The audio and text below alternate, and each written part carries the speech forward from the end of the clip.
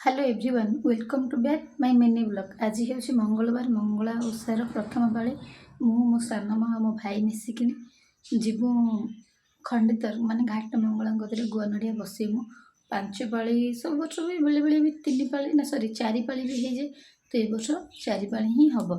आम भी जाऊँ मो सान माँ भाई मिसिकी गुआ नड़िया बसैकी से माँ को दर्शन करके आसमु। प्रायतः भक्त मैंने भी से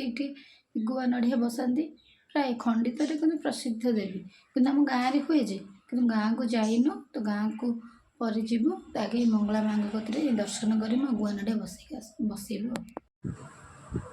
मुझे रेडी हो गली तो गाधुआ पाधुआ सारी मुझे पादर टे अलता लगे कहीं ओषा कर अलता न लगे भल लगे तो ओषा बार कले किसी फंक्शन टे अलता लगेदे बहुत सुंदर लगे भी पादटा मुझे भर जाइए अलता लगेदेवी रेडी हो गली जीवी बोली मु भाविली मोर डेरी हे कि देखिए मो सान माँ टे डेरी होगा आसबार मो सान माँ देखला बेलू 6:30 फोन करदेली मैं मुझे शोक मोबाइल टिपी बाहर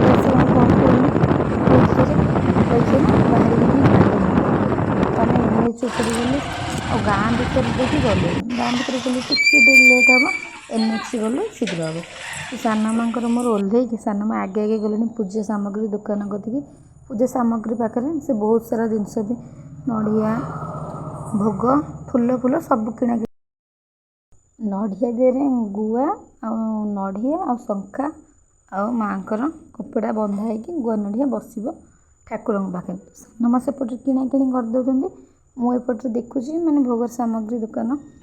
ता भर सान माँ सब किଣା किणी सरगलापर आम जीव बरसिंगार दबा तो बरसिंगार कतिकी भी जावाक पड़ो से कहीं बेलपत्र आ फूल फूल नहीं कि आसबे सान माँ सब पूजा सामग्री सरला सान माँ कहले गोटे बरसिंगार भेष देदी मुझे भाविली सान माँ गोटे कहीं देवे मुझे कहली आ गोटे भी देदियो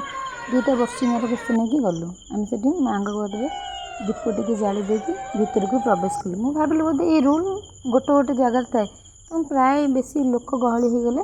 एमती रूल करवाटा ही भल आस्ते आस्ते समस्ते धाड़ी बांधिकी जीवाटा ही भल तो सेठू आम पूजा सारिकी बेढ़ा परिक्रमा भी करदेलु।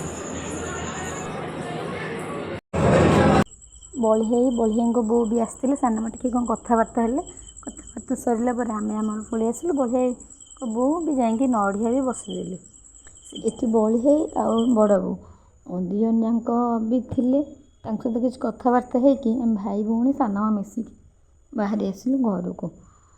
एनएच बाट भिडियो भल लगी प्लीज सब्सक्राइब करें जमार भूलें।